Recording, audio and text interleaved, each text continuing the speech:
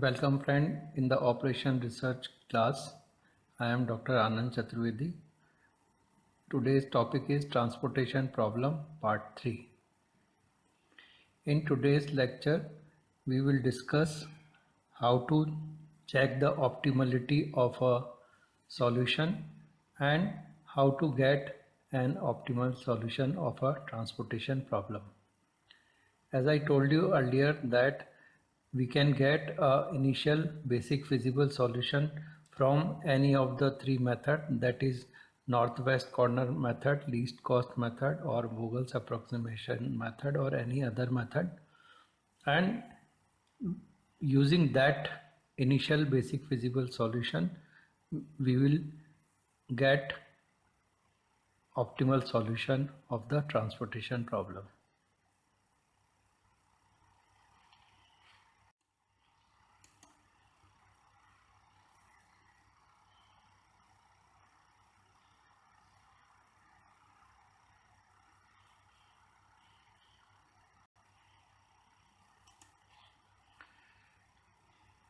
Before going further, we will first see what are the various solutions similar to the linear programming problem. So what is feasible solution? As all of us know that a feasible solution is of a transportation problem is a solution which has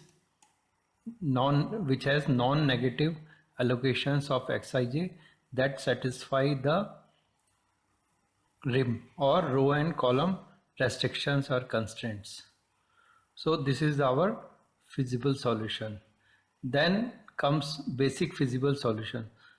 So a feasible solution to a transportation problem which has m plus n minus 1 non-negative allocation, then it is called a basic feasible solution, where m is the number of rows and n is the number of columns of the transportation problem. So basic feasible solution has no more than m plus n minus 1 non-negative allocations. Next is optimal solution. So what is optimal solution? A feasible solution, not necessarily basic solution, that minimizes or maximizes the transportation cost or profit is called an optimal solution. So a feasible solution which is minimizing or the transportation cost or maximizing the profit is optimal solution. Non-degenerate basic feasible solution.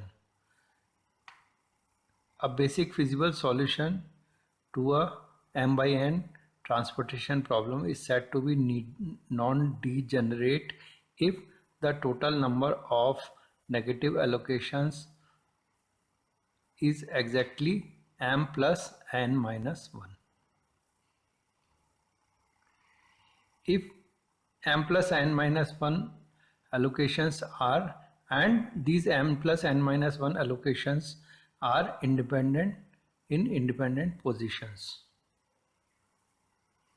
Another category of solutions are a basic feasible solution where total number of non-negative allocations are less than m plus n minus 1. These are called degenerate basic feasible solutions.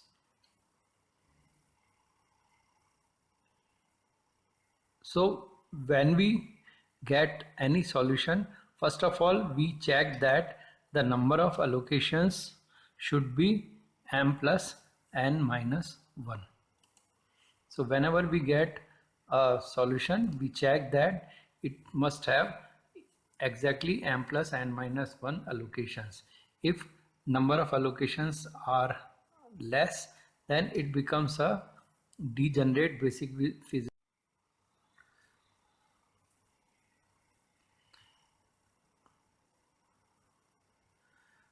Similar to simplex method,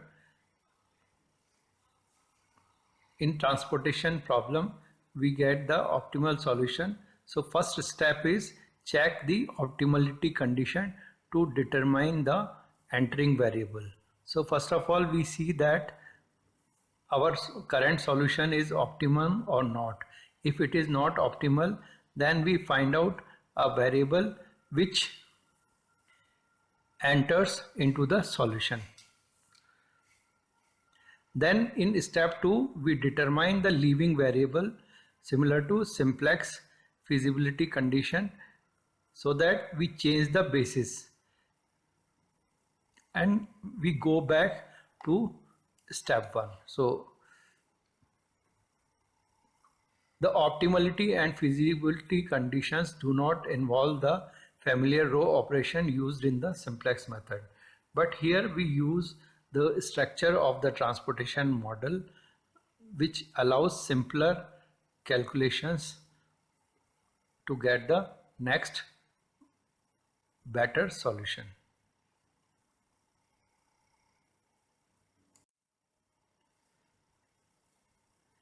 In the previous lecture, we have seen that we can generate an initial basic feasible solution using northwest corner method.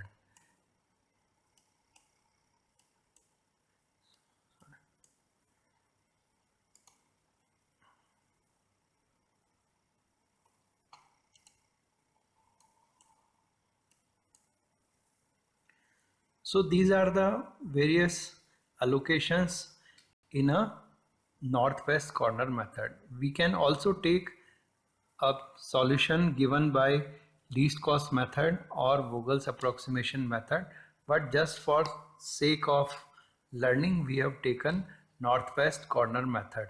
Otherwise it is better to take Vogel's approximation method, because in Vogel's approximation method when we take a solution it is superior than the northwest corner method, and using that we will reach to optimum in less number of steps. So that's why we should take Vogel's approximation method, but only for learning purpose I have taken northwest corner method. You can take solution of Vogel's approximation method.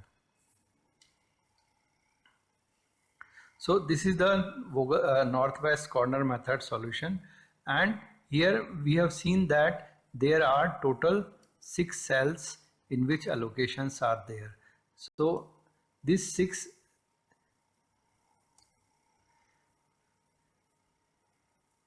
here value of m plus n minus 1 is 6. So the number of allocation are equal to the m plus n minus 1. So therefore this solution is a non-degenerate solution, and we can start it further for processing. So now after getting this,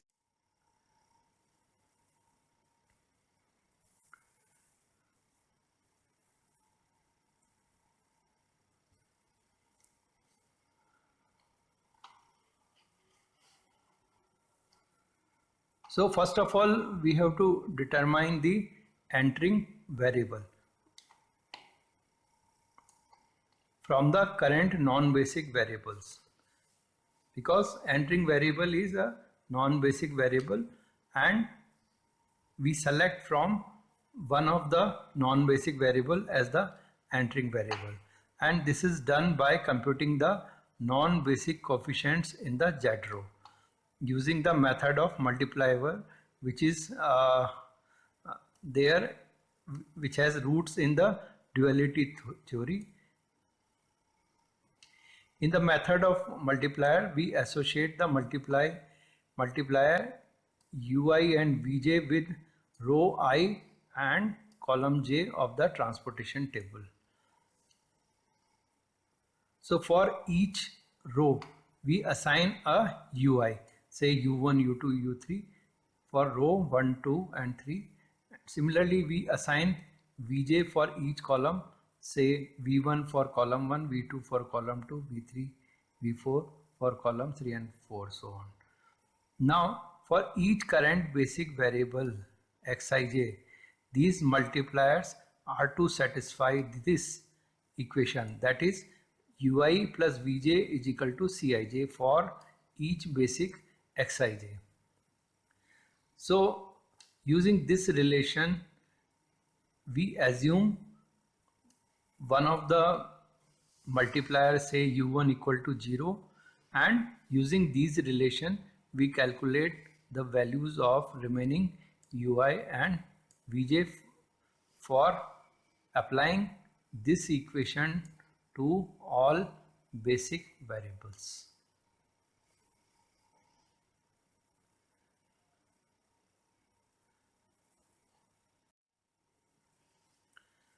So you see here in the table, wherever allocations are there, say x11, so we assume that u1 equal to 0. So from this equation, when u1 equal to 0, this v1 equal to 10. Then we can substitute this u1 again here. So from this, when we take u1 equal to 0, we get v2 equal to 2. Then we substitute value of v2 here, v2 equal to 2. So from that, when we substitute v2 equal to 2, we get u2 equal to 5. Similarly, when we substitute u2 equal to 5 in this equation, we get v3 equal to 4. Similarly, when we substitute u2 equal to 5 in this equation, we will get v4 equal to 15. Similarly, when we substitute v4 equal to 15 in this equation, we get u3 equal to 3. So by solving these, because these all are basic variables, when we solve this equation of ui plus vj equal to cij for all basic variable, we will get the value of row and column multiplier u1 equal to 0, u2 equal to 5, u3 equal to 3, v1 equal to 10, v2 equal to 2, v3 equal to 4. So this calculation I have shown here, but we can do this calculation on the table itself. So in the next slide,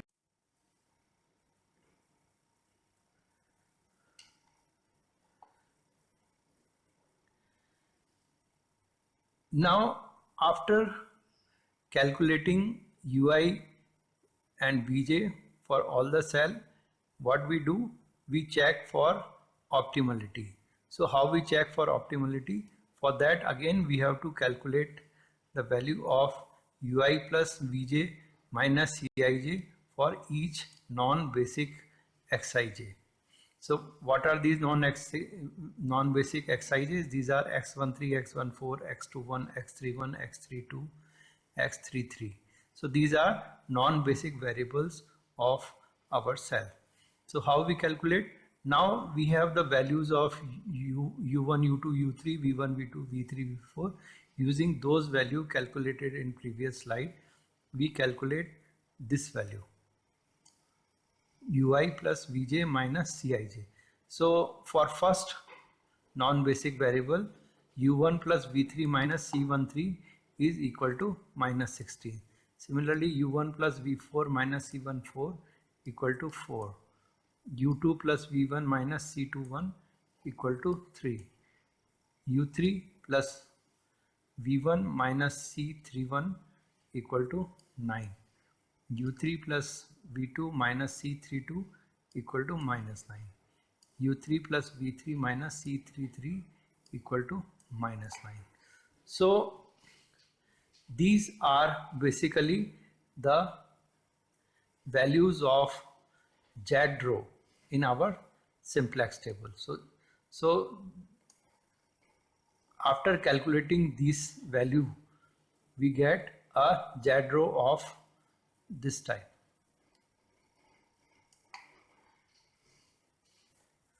Now since this is a minimization problem, so here we have to take most positive value of Z row as the entering variable.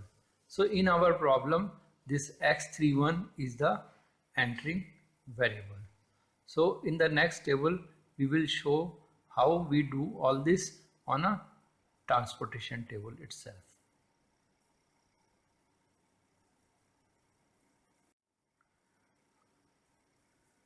So this is our table that we got from northwest corner method having 6 allocations.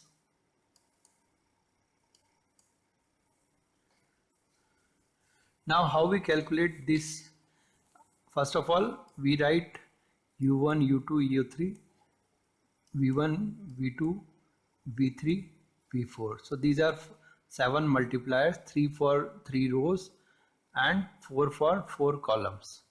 So as we have seen in duality, when we want to get a dual of a primal problem, we write a dual variable for each primal constraint. So here our constraint, say for this supply constraint, this is the dual variable.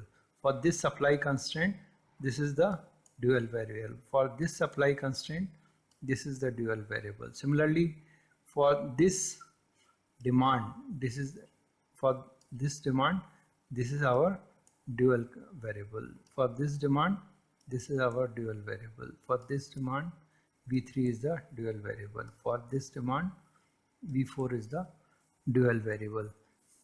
Now, as for the complementary slackness theorem, we know that, and I told you earlier also, that we assume that u1 equal to 0, and from this, whenever a primal variable is basic, in that case dual constraint is strict equality. So what is the meaning of this is that when we say 0 plus 10, sorry, u1 plus v1 equal to 10.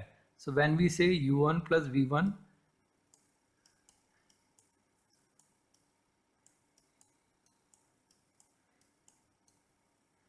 and when we know that u1 equal to 0, so this gives us v1 equal to 10.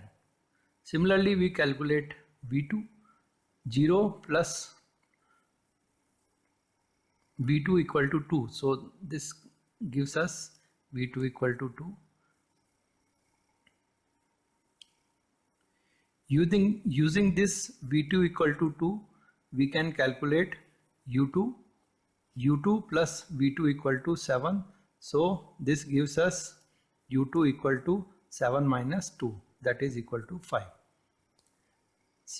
Now from this u2 we can calculate v3. How we can calculate v3? u2 plus u2 plus v3 equal to 9. So 5 plus v3 equal to 9. So this gives us v3 equal to 4. Similarly, using this u2, we can calculate v4. So what is u2 plus v4 equal to 20. So we get v4 equal to 20 minus 5, that is equal to 15. Similarly, using this v4, we can calculate u3. So what is u3? u3 plus v4 equal to 18. So u3 equal to 18 minus 15 equal to 3.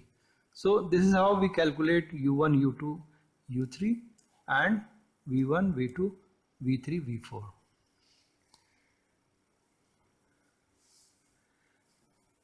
So this is using the basic cell.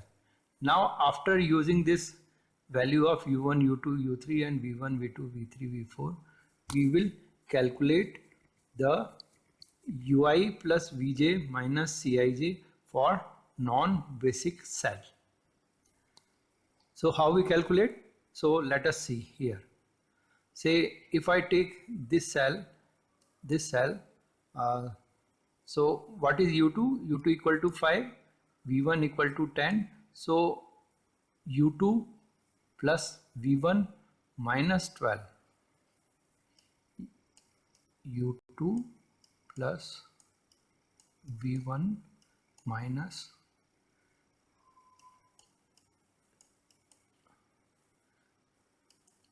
equal to 5 plus 10 minus, so we get 3 here. So 5 plus 10 minus 12 equal to 3. So this is the value of u2 plus v1 minus c21. So this we get equal to 3. Similarly, we calculate for this cell. So for this cell, u3 equal to 3 plus v1 10. So 3 plus 10 minus 4 equal to 9. Similarly, we calculate for other cells also. Say for this cell, we calculate 3 plus 2 minus 14 equal to minus 9. Similarly, we calculate this. How we calculate? 3 plus 4 7 minus 16 equal to minus 9. Similarly, we calculate for this cell. So how much is this? 0 plus 4 minus 20 equal to minus 16. 4 minus 20 is minus 16. Similarly, we calculate for this. So how much is this? 0 plus 15 minus 4 equal to, 0 plus 15 minus 11 equal to 4. So this is how we calculate the value of ui plus vj minus cij for all non-basic cells. Now out of this, all the non-basic cell, this cell 3 1, this cell has the maximum value of ui plus vj minus cij, because this is a minimization problem. So we select the most positive cell for as the entering variable. If at any stage we find that there is no positive value of ui plus vj minus cij, then it is the optimality condition when all the multiplier in the z row are negative. So it cannot be minimized further. But here a cell is there which has a positive value, so it is not optimum.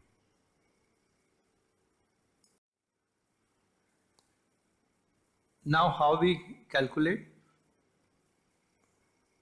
The next step is to find the outgoing variable. So how we find the outgoing variable? So in a transportation problem, we have to find the outgoing variable in such a manner that it maintains the demand and supply constraints. So for that, because this is our entering variable, so what we do, we write a theta here, so that what we are saying that this will be the basic cell in next solution. So when this is a basic cell, so some cell which is presently basic should become non-basic. So how to find this? So for that purpose, because we have to maintain the row and column total, so say suppose we add theta here, so we have to minus this theta from some another cell, so that supply of 10 remains satisfied. So we write it 10 minus theta here. So okay, so when we write 10 minus theta here, so this theta should be added to some another cell in the column. So we write 5 plus theta here.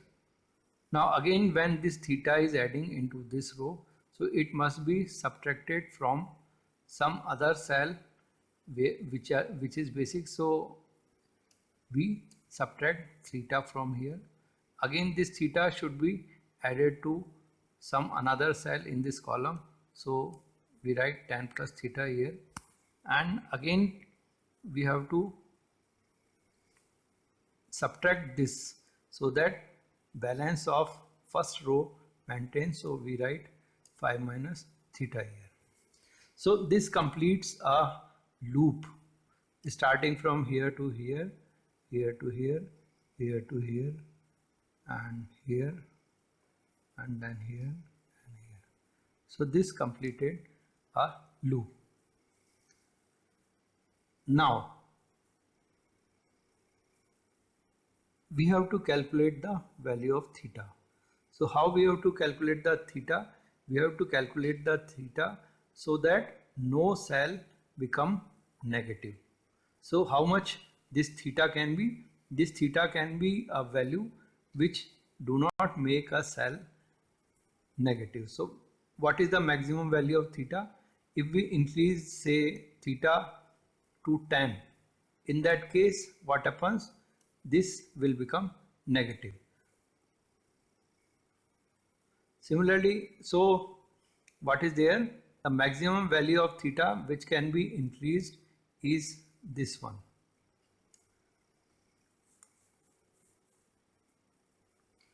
So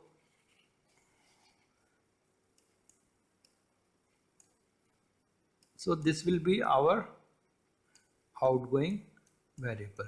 So when we make this equal to 0, so this gives us theta equal to 5. So when we write theta equal to 5, this will become 5, this will become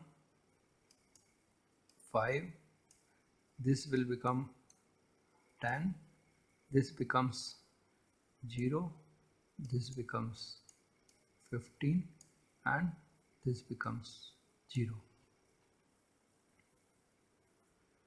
So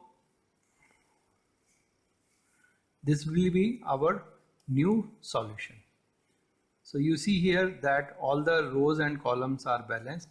So column of this total is 5, column of total of this column is 15, total of this column is 15, total of this column is 15, total of third row is 10, total of second row is 25, and total of first row is 15. So all rows and columns are balanced and we got a new solution.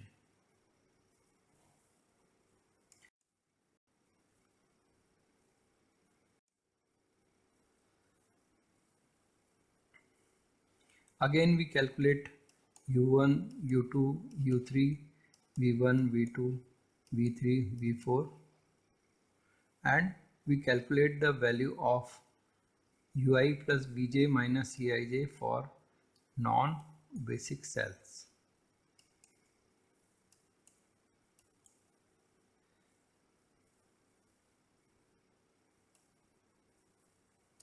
This also. So after calculating the value of ui plus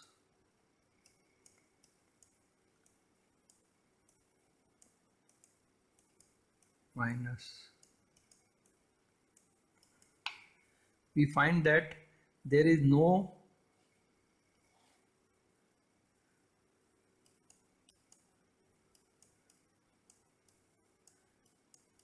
positive cell.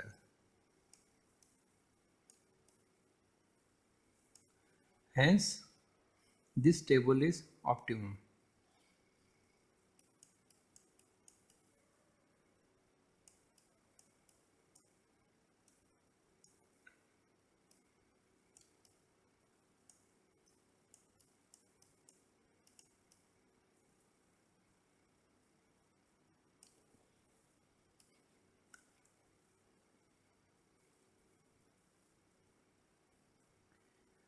So this is the condition that when all non-basic values of ui plus vj minus cij becomes negative, then our solution is an optimum solution.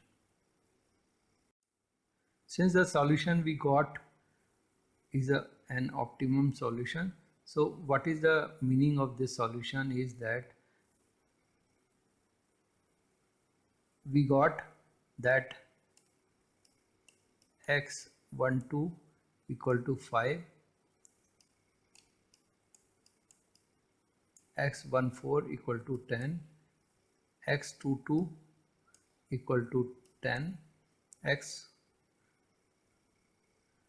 x23 equal to 15, x31 equal to 5, and x34 equal to 5. So these are the various xij's. This is I and this is j. When we calculate sum of Cij multiplied by xij, then this gives us, so what is total cost? Total cost is Cij multiplied by xij.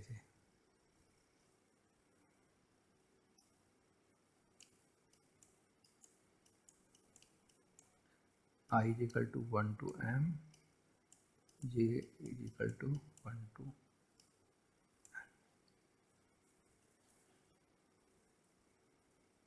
So this is our optimum solution of the transportation problem which we are discussing. Thank you.